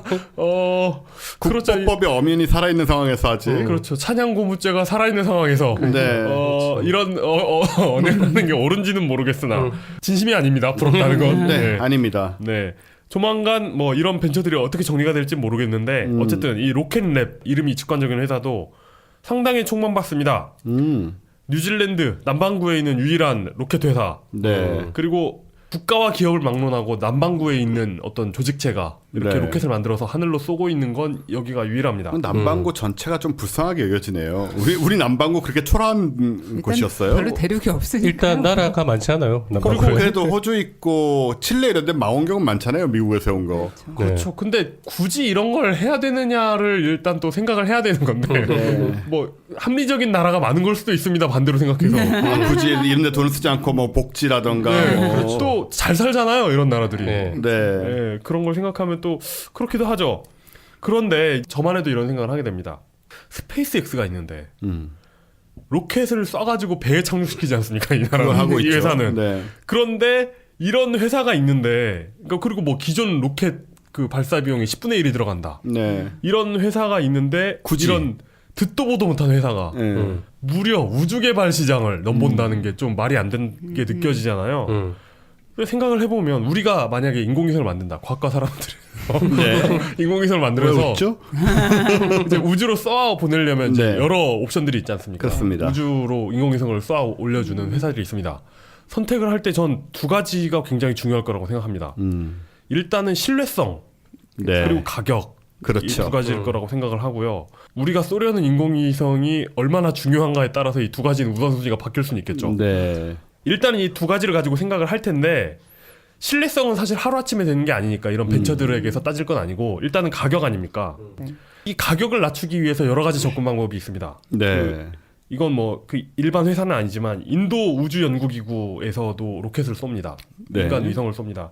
여기에서는 굉장히 커다란 발사체에 굉장히 많은 위성을 실어요. 아. 네. 그러니까 큰 건 뭐 한 번에 올리겠지만 네. 여러 개를 실어가지고 비용을 분산합니다. 마치 저 핵미사일에서 탄두 여러 개 설치하는 식으로 사실 똑같은 기술이죠. 똑같은 기술이죠. 뭐. 네. 패키지를 그냥 패키지로 올리는 거네. 네. 그리고 스페이스X는 아시다시피 굉장히 비싼 로켓을 무사히 착륙시켜가지고 재활용하죠. 패스와죠. 재활용을 합니다. 로켓랩의 전략은 무엇이냐? 무엇이냐? 굉장히 저렴한 일회용 로켓을 만드는 겁니다. 어떻게요? 매우 저렴하게요. 그게 종이 이런 걸로 만드는. 무슨 이유 어떻게 방법이 있을 거 아니에요? 네. 일단 이들의 장점은 로켓 한 발 한 발의 가격이 굉장히 저렴하다는 거예요. 그러니까 이 회사의 주장에 의하면 2014년에 미국에서 발사된 우주 발사체의 대당 평균 그 미션 비용이 1억 3,200만 달러래요. 한 발에. 총 미션 비용이 네. 1,000억 원이 넘는 한 발에. 거죠. 한 발에. 그런데 일렉트론 로켓은 대당 490만 달러가 된다고 합니다. 절반이 안 되는 거군요. 아니죠. 1억 3,200만 원. 절반이 아니라 490만. 절반이 아니라 10% 20분의 1이에요? 거의 뭐 20분의 1? 20분의 1. 우와. 20분의 1 이하죠. 그 정도면 우리도 해볼 만하지 않나요? 아니 그래서- 그게 되는 일이면 다른 사람들은 왜 도대체? 네. 어. 이게 놀라운 건 뭐냐면 스페이스X가 로켓을 재활용하지 않습니까? 네. 그래서 기존 발사 비용의 10분의 1 비용으로 발사할 수 있다라고 네. 주장하잖아요. 스페이스X가. 네, 네. 근데 스페이스X의 10분의 1 정도 비용으로 진짜 그러네요. 하고 있는 거예요. 가능한가 하는 생각이 들죠. 그러니까 물론 각자의 회사가 로켓 회사가 자기들 가장 유리한 수치로 광고를 하죠. 그렇겠죠. 그래가지고 액면가대로 이 비용을 믿기는 어렵지만 네. 어쨌든 뭐이 회사가 광고하는 대로라면 아무리 보수적으로 잡아도 펠콘 9보다 가격 경쟁력이 있어 보이긴 합니다. 네. 자, 근데 여기에는 여러 가지 맹점이 있습니다. 그러니까 대형 발사체를 보유한 국가나 이렇게 회사는 한 번 쏠 때 아까 인도처럼 인공위성 여러 개를 같이 쏘잖아요. 네. 네. 그런데 비용이 적게 드는 작은 발사체는 실을 수 있는 인공위성 수가 적습니다. 네. 그러니까 뭐 이런 걸 이제 뭐 이렇게 저렇게 계산을 잘 해야지 이제 진짜 경제적인 발사체를 선택할 수가 있는 건데 네. 과학과 사람들이 인공위성을 쏘게 된다면 이제 잘 그런 면도 잘 생각해서 저희 경우에는 뭐 군사적인 부분 포함해서 굉장히 다양한 위성이 왜죠? 필요로 하니까 아, 그런 일 할 때는 상의는 해주셔야 돼요. 군사적인 목적으로 뭘 네, 쓰려고. 그렇죠. 회사 이름을 바꿔야 될 수 있습니다. 핵폭탄과 사람들. 그렇다면 이렇게 싼 발사체를 어떻게 만들 것인가? 어떻게 만들 것이냐. 자, 이게 로켓은 고체 연료를 태우거나 액체 연료를 태우느냐에 따라서 크게 두 가지로 나뉘지 않습니까? 그렇죠. 액체 로켓과 고체 로켓이 있는데 아마 이 내용은 K2 박사님이 나오시면 네. 굉장히 잘하실 내용일 거예요. 이 두 가지 방식 모두 장단점이 있습니다. 네. 대체로 알려진 바로는 고체 로켓은 추력 제어가 어렵고 그렇죠. 네. 아무래도 액체 연료를 쓰는 로켓이 더 신뢰성이 높다고 합니다. 네. 연료 질량당 얻을 수 있는 추력으로 보면 이게 액체 로켓이 훨씬 높아요. 네. 질량당 얻을 수 있는 추력이. 네. 그러니까 연비가 액체 로켓이 훨씬 좋기 때문에 높은 궤도에 올리려면 액체 로켓을 쓰는 것이 유리합니다. 대신 그 고체 로켓은 많은 양의 연료를 동시에 태울 수가 있기 때문에 네. 연비는 떨어지지만 짧은 시간 동안에 굉장히 강한 출력을 낼 수 있다. 장점이 있습니다. 그 저궤도에 뭘 올리긴 좋겠네요. 네, 아니면 부스터로 쓰거나. 부스터. 네. 그러니까 이게 왜 이런 얘기를 하냐면 인공위성을 쏘거나 아니면 뭐 북한이 미국 본토를 위협하는 뭐 네. 미사일을 만들거나 이렇게 멀리 쏘려면 어찌됐든 액체 연료 로켓을 만들어야 된다는 거거든요. 근데 여기에는 당연히 엄청난 돈이 듭니다. 네. 예를 들어 뭐 기술적 복잡도가 유사하다고 여겨지는 제트 엔진 같은 경우를 살펴보면 민항기 한 2-30년 쓰지 않습니까? 네. 그리고 군용기는 오래 쓰는 건 5-60년도 쓰거든요. 근데 그렇죠. 6.25 때까지 그거 때거 쓰니. 네. 그런데 로켓은 한 번 쓰고 버린단 말이에요. 맞아요. 그러니까 이게 비용 면에서 크게 차이가 납니다. 네. 비행기하고만 비교해도 이게 비용 면으로 굉장히 불리하다는 걸 알 수가 있어요. 여기에 대한 이제 세 가지 접근 방식. 아까 소개한 그 회사들입니다. ISRO가 그 인도 우주 연구 기구거든요. 네. 그 인디안 스페이스 리서치 오거나이제이션인데 여기는 아까 말씀드렸던 대로 한 번에 최대한 많은 인공위성을 실어 나릅니다. 스페이스X는 이 엔진을 그 재활용하죠. 그렇다면 로켓랩은 어떻게 하냐면 원래 액체 연료를 쓰는 엔진이라는 게 에너지를 만들기도 하지만 에너지를 소비하기도 하잖아요. 모든 엔진이. 그렇죠. 투입하는 에너지보다 생산하는 에너지가 훨씬 크기 때문에 이게 마치 에너지를 생산만 하는 것처럼 보이는 거죠. 네. 그런데 이제 대부분의 경우 이런 엔진들이 일반 자동차 엔진도 마찬가지고 발생하는 에너지의 일부를 끌어다가 도로 쓰죠. 예, 도로 네. 다시 쓰죠. 에너지를 생산할 때 들어간 에너지로. 자동차의 경우는 대표적인 게 히터죠. 그렇습니다. 그렇습니다. 그래서 그 사행정 기관을 이렇게 기술 시간을 배운 걸 생각해 보면 네. 폭발해서 생기는 에너지로 나머지 에너지가 소요되는 세 가지 행정을 돌리잖아요. 네네. 기관총도 그렇고 뭐 제트 엔진도 그렇고 핵융합도 그렇고 다 마찬가지입니다. 이건 액체 로켓도 마찬가지인데 연료를 태워서 내는 에너지의 일부를 빼서 연료 펌프도 돌리고 밸브도 돌리고 이럽니다. 그런데 로켓이 워낙 고온 고압이다 보니까 여기서 에너지를 일부 빼내는 것 자체가 굉장히 큰 기술이라는 거죠. 그렇겠네요. 위험하고. 예, 매우 위험하고 어려운 기술입니다. 그래서 뭐 가스 제네레이터가 돌아가고 엔진에 불이 붙으면 이 열을 이용해서 터빈을 돌리고 이런 과정이 들어가니까 제트 엔진만큼 복잡해지는 거죠. 네. 이 구조가. 그런데 이 로켓랩이라는 데서 만든 일렉트론 로켓은 이 과정을 모두 제거합니다. 그것도 하나도 안 한다고요? 근데 안 돌릴 수는 없잖아요. 이 그러니까. 모터를 안 돌릴 수는 없잖아요. 네. 이걸 다 없앨 수 있는 비결은 바로 리튬 전지예요. 이 로켓은 배터리로 가는 거예요? 그건 아니고요. 물론 추력은 그 연료를 얻죠. 그런데 그 연료를 돌리는 연료를 공급하고 이걸 이제 작동시키는 건 그 리튬 전지로 전자식으로 제어를 하는 이게 거죠. 기름 보일러지만 전원을 꽂아야 돌아가는. 그런 원리입니다. 아, 그렇죠. 굉장히 좋은 비유네요. 그래서 정전되면은 보일러 안 돌잖아요. 그렇죠. 그러니까 이렇게 되니까 당연하게도 굉장히 엔진 구조가 간단해졌다고 주장합니다. 또 다른 비결은 로켓 자체가 굉장히 작습니다. 작다는 게 얼마나 작은 거예요? 과천 과학관 가면 그 나로호하고 그렇죠. 그 아리안 로켓 그 실물 모형이 서 있지 않습니까? 이걸 직접 보면 굉장히 깜짝 놀라게 됩니다. 맞아요. 정말 크죠 생각보다. 어마어마하게 크잖아요. 그리고 나로호가 그리고 전 세계에 있는 로켓 중에 무슨 수익권에 드는 큰 로켓도 아니잖아요, 사실. 그렇죠. 그런데 그럼에도 불구하고 어마어마하게 큽니다. 그 어마어마한 큰 대부분이 연료 들어가는 것도 버리는 거죠. 연료통. 네, 그래서 그 사진을 보여드리자면 이 정도 사이즈예요. 뭐예요 이게 지금 잘 안 보여. 이게 지금 로켓 전체라고요 지금? CEO가 지금 서 있죠. 네. 직경이 1.2m 정도 됩니다.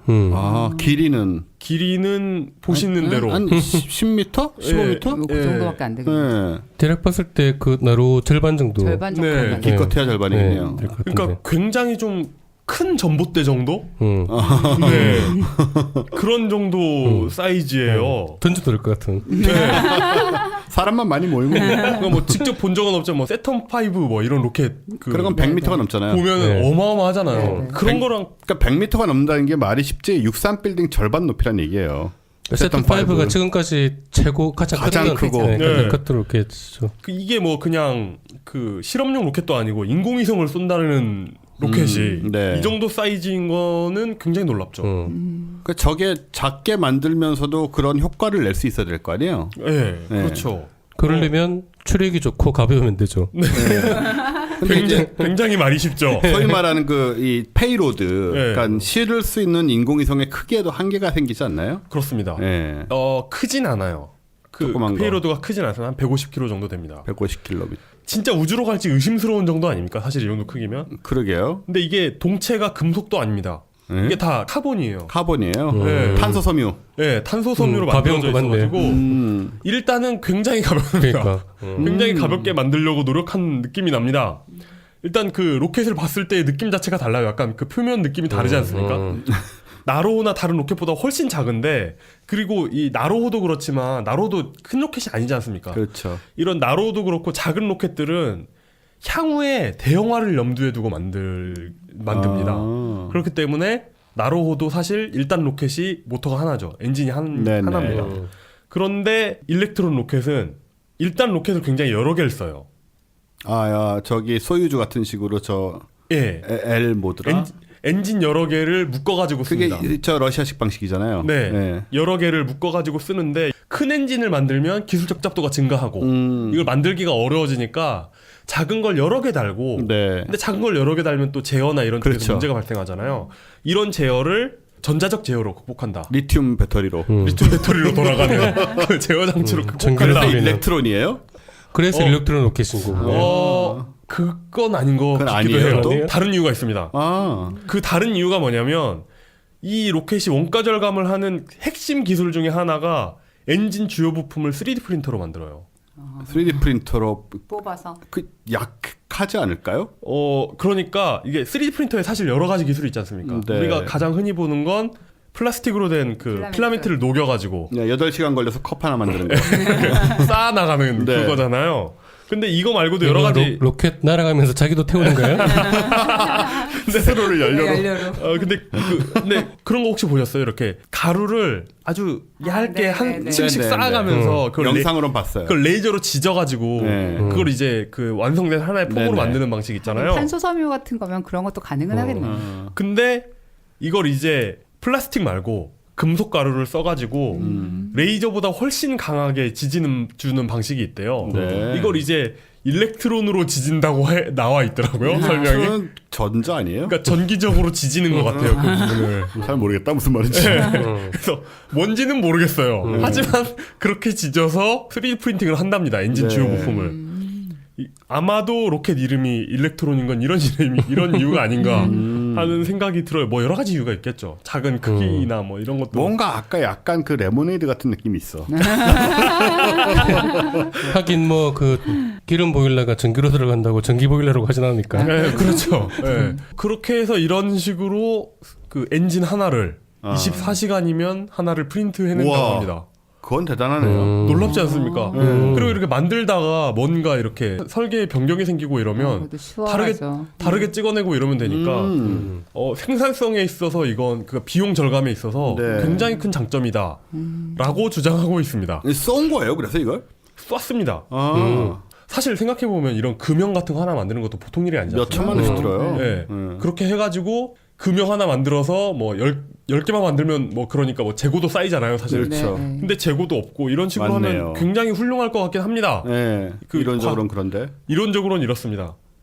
그래서 한 번 발사당 490만 달러가 들어가고 150kg짜리를 지상 500km 정도에 올릴 수 있다는 것이 이 회사가 주장하는 일렉트론 로켓의 능력입니다. 네. 이 로켓의 사이즈를 생각하면 굉장히 엄청난 놀랍습니다. 그러네요. 코스트도 그렇고. 그렇습니다. 그리고 25일에 있었던 발사는 일렉트론 로켓이 실전 발사한 최초였어요. 최초의 실전 발사. 그리고 결과는 실패했습니다. 어떻게 아예 안 올라간 거예요? 이거 아니면 반전인가요?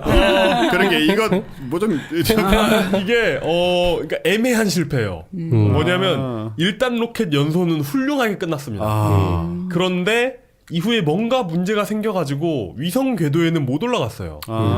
그 정도야 뭐. 그런데 우주에는 갔습니다. 그 예전에 나로 실패했던 그런 네네. 약간 시나리오랑 비슷해 보이죠? 우주도 어디까지 올라갔냐가 약간 관건이잖아요. 그죠. 예. 근데 어쨌든 일단 힘만으로 거기까지 올렸다는 것에서 의의를 찾고 계시더라고요. 이 CEO 양반은. 일단 기본적으로 한 뭐 100km, 200km 이상 정도로 올라갔다는 얘기인가 보네요. 네, 그렇습니다.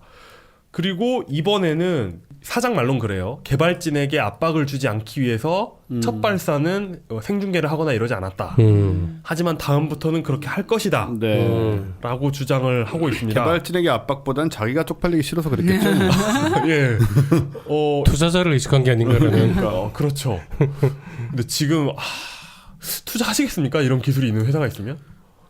일단 좀 되는 거 보고요. 일단 성공을 아직은 시켜야지. 아닌 것 같아요. 네. 이 홈페이지 가면 재밌어요. 무슨 홈쇼핑처럼 당장 내가 이걸 예약할 수 있는 것처럼 홈페이지 해놨어요. 이거 지금 바로 전화하세요. 이런 느낌. 장바구니에 넣고 지금 바로 예약할 수 있는 것처럼 해놨어요. 재밌습니다. 진짜 마치 지금 당장이라도 당신의 인공위성을 하늘로 올려줄 수 있을 것처럼 이렇게 해놨어요. 지금 처음 발사해놓고. 네. 어쨌든 저가형 발사체 시장이 굉장히 유망한 것 같긴 합니다. 이런 회사들이 몰려들고 있는 거 보면은 사실 한국형 발사체가 노려야 되는 것도 이런 시장이거든요. 그렇죠, 사실. 네. 그리고 이게 아마 투자를 충분히 받을 수 있을 것 같아요. 그 정도 뭔가 있으면은 네. 실패했다고 뭐라고 할 게 아니고 그렇죠. 앨런 머스크도 사람을 화성에다 보내겠다고 했는데 아직 한 번도 사람을 태운 적이 없거든요. 그렇죠. 태운 적조차. 네. 네, 이게 그리고 원래 뭐 처음 3개인가 뭐 성공률이 있대요. 네. 그리고 이거 처음 3개를 전부 성공하는 경우는 거의 없다고 하더라고요. 그런 걸 보면은 가능성이 있어 보입니다. 이 문제는 한국형 발사체도 이들과 경쟁해야 된다는 거죠. 그래서 많은 회사들이 굉장히 다양한 방식을 시도하고 있습니다. 그러니까 살짝만 검색해도 굉장히 많은 회사가 보입니다. 네. 그러니까 뭐 풍선식도 있고 뭐 블루 오리진도 있고 뭐 그런데요. 이런 회사들이 미래에 모두 다 같이 활약할 것 같지는 않고요. 그렇죠. 아마 한두 개만 살아남겠죠. 맞아요. 예. 어떤 방식의 기술이 미래를 주도하게 될지 지켜보는 재미는 있을 것 같습니다. 지난 그 과학하는 소리 안에였죠. 60년대에 그린 21세기 상상도를 네네네. 보면서 파토님께서 그런 말씀하셨습니다. 이 그림에서 이루어지지 않은 건 뭐 저 들고 다니는 전화기 뭐 이런 거 다 됐는데 네. 여기에서 이루어지지 않는 건 달나라 수학여행이다. 그렇습니다. 예, 이런 이야기를 하셨습니다. 확실히 이런 큰 기술 있지 않습니까? 네. 어디 가고 이런 거, 로켓 뭐 이런 거. 전자기기 기술에 비해서 느리게 발전한 건 맞아요. 맞아요. 그런데 전자기술이 점점 이른바 큰 기술의 발전을 이끌어갈 수도 있다는 생각이 들지 않습니까? 리튬 전지로. 네. 그러니까 스페이스X의 로켓 재활용 기술도 생각해보면 네. 그겁니다. 제어 기술이 발달했으니까 그렇죠. 이게 가능한 거고 네. 옛날엔 이게 불가능한 그렇죠. 제어이기 때문에 안 됐던 거지만 그리고 일렉트론의 이런 초저가 로켓도 사실 전자기술 발전에 따른 어떤 네. 생산 기술이나 그러니까 힘만으로 따지면 이미 60년대에 했잖아요. 네, 이미 다 했던 힘만으로 거고 따지는데 제어가 중요한 거죠. 힘만으로 따지면 퇴보했다고도 할 수 있거든요. 사실 이 기술은. 그렇죠. 네. 그런데 이게 제어 기술이나 이런 것들이 향상되면서 그 접근 가능한 기술이 되어가고 있다는 느낌이 요즘 들어요. 지금 뭐 사실 저 정도 추력으로는 저 탈출 속도를 못 얻긴 하겠죠. 네. 달에 가기 힘들지 몰라도 네. 적어도 궤도에 올라가는 정도는 그렇게까지 떼부자가 아니어도 일반 준재벌 정도만 돼도 네. 할 수 있는 정도는 수십 년 내에 올 수 있다. 뭐 이 정도일까요? 우리가 갈 수 있을 거 하잖아. 솔직히 말해서. 우리는 그러니까 못 갈 거 아니에요. 그러니까 오늘 소개해드린 이런 일렉트론 로켓 같은 것은 사실 타고 갈 수는 없잖아요. 그렇죠. 그렇죠. 그런데 예전에 생각해보면 그때 기억나십니까? 우리별 1호 발사했던 거 기억나시죠? 그럼 기억나죠. 우리나라 최초의 인공위성이었잖아요. 네. 근데 이게 이 인공위성 하나를 발사하니까 하늘에 우리나라 인공위성이 있다 이렇게 네. 기뻐했잖아요. 그러니까 이게 국가 단위가 아니면 쏠 수 없는 게 인공위성이었다면 지금은 이제 개인이 쏠 수 있는 정도는 아니지만 네. 우리 회사가 그래도 좀 상장사 정도 된다. 그러면 노려볼 만한 가격이 됐잖아요. 지금. 50억이니까 지금. 네. 네, 어마어마한 갑부들만 하는 것도 아니고 이제. 네. 맞아요. 네. 50억 정도면은 한 뭐 결제 라인 사장님 정도까지만 올라가면 가능한 정도 아니냐. 이런 레벨까지 내려왔다는 의의는 있는 것 같아요. 있네요. 네. 사실 저 50억 정도는 회사들이 뭐 기본 홍보비 정도로 그냥 지출하는 돈이기 때문에 웬만한 기업만 돼도 네. 우리 인공위성 쏴가지고 네. 뭐 그런 거 뉴스에도 나오고 그 인공위성에 뭐 자기네 저 사장 얼굴 붙여놓고 막 이렇게 망원경으로 몸 보입니다라든가 네. 그런 식으로 하지 않길 바라지만요. 네. 아무튼 그 말씀대로 그런 의미가 있네요. 네. 그렇기 때문에 이 기술이 만약에 이 회사가 광고하는 것 정도의 효율성이 있고 이거 잘 되면 이걸 활용한 다른 기술도 나오지 않겠습니까? 네. 더 큰 규모에서도 활용이 가능할 것이기 때문에 네, 로켓랩 그 보니까 1억 5천만 달러의 투자를 받았대요. 와 벌써 네. 벤처 캐피탈. 그리고 같은 지금 데에서. 로키드 마틴 쪽에서도 이쪽에 관심을 가지고 있는 걸로 알고 그렇겠네요, 보니까. 네. 그렇겠네요. 그렇기 상당히 때문에 기술을 가지고 있는 회사예요. 네.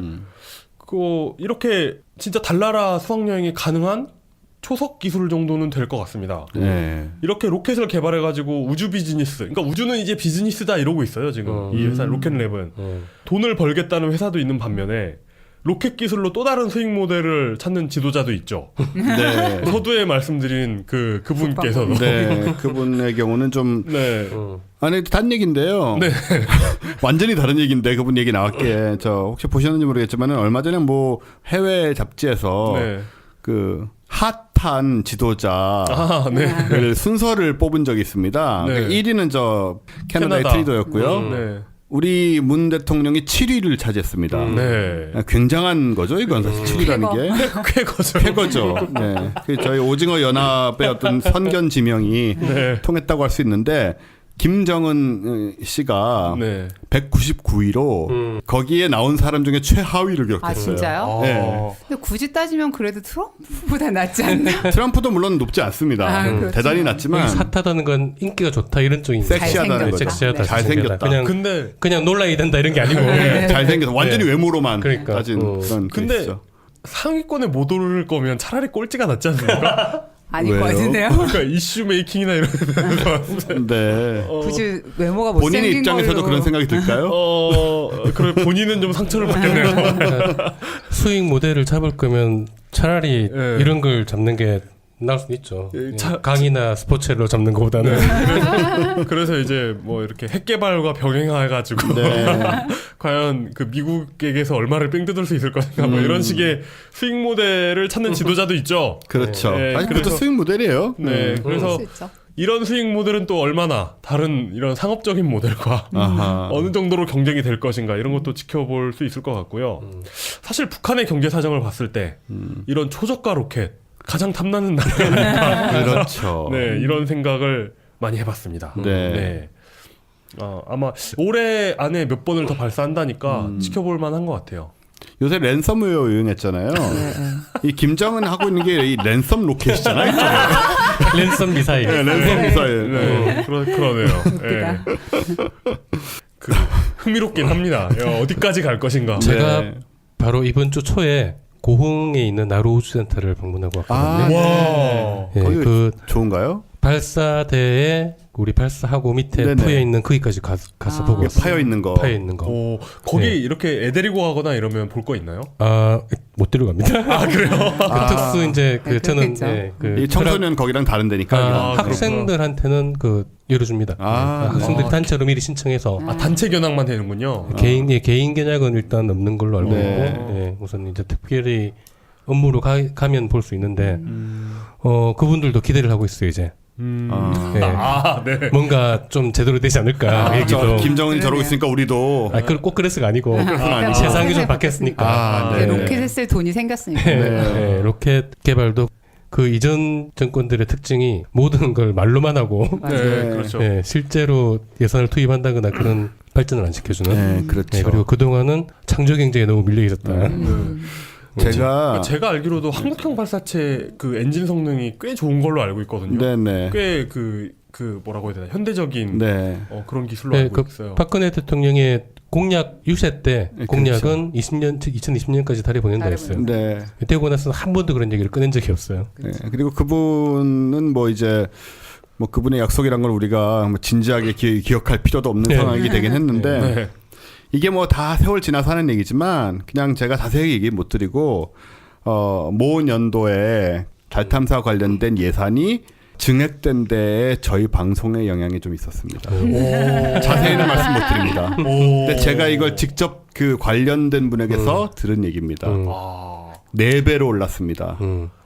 북한을 상대로 이겨야 하기 때문인가요? 당연히 제가 이제 강력한 안보관을 강조를 하면서 이제 홍준표 후보처럼 네. 예, 강력한 이제 그 주먹의 힘으로 우리가 묵사발을 만들어야 된다고 예를 드렸더니가 아니라 예, 저희 팟캐스트를 굉장히 열심히 듣는 어떤 분이 좀 도와주셔가지고, 그러니까 저를 도와주신 게 아니잖아요. 네. 이게 필요하다는 생각을 하시고 그걸 굉장히 증액을 해주셨다고 저한테 직접 얘기를 해주셨어요.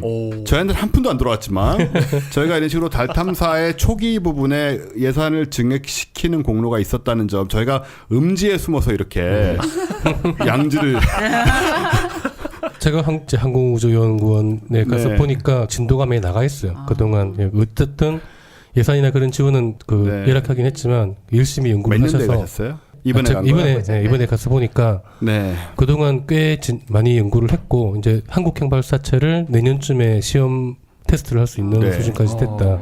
예, 그 얘기 하시더라고요. 저 얼마 되지 않는 예산이라는 게 꽤 큰 돈이잖아요, 사실. 그렇죠. 그렇죠. 지금 제가 말씀드리는 게 지금 말씀하시는 저 정도를 하는 것도 사실은 그분들도 모르세요. 한국연 분들도 모르시지만 저희 도움이 있었다는 거짓말이 아니에요. 진짜입니다. 지금까지 제가 이제 공무원이나 그런 분들을 많이 만나본 걸로 봐서 네. 그분들의 특징 중에 하나는 웬만한 건 다 차이가 있다 그래요.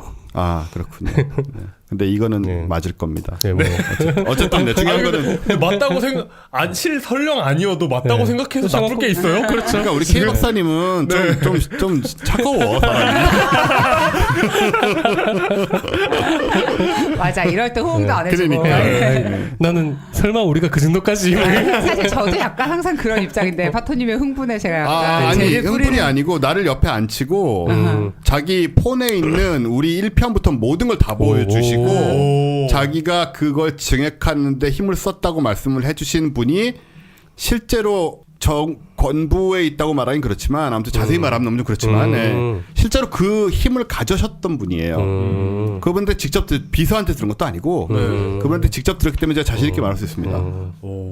네, 하지만 여기서 너무 누구라 얘기하고 뭐 이런 건 안 되기 때문에 네, 더 이상은 차라리 거짓말로 믿으세요. 네. 이게 뭐야? 하지만 와 진짜 약 잘 파는 것 같아서. 아니야, 저희가 1년 후에는 진짜 밝혀야 될 것 같아요. 네, 저희가 그런 역할도 하고 있다는 걸 여러분이 기억해 주셨으면 좋겠어요. 저희가 비록 구멍가게긴 하지만 음지에서 양지 일을 바꾸고 있습니다.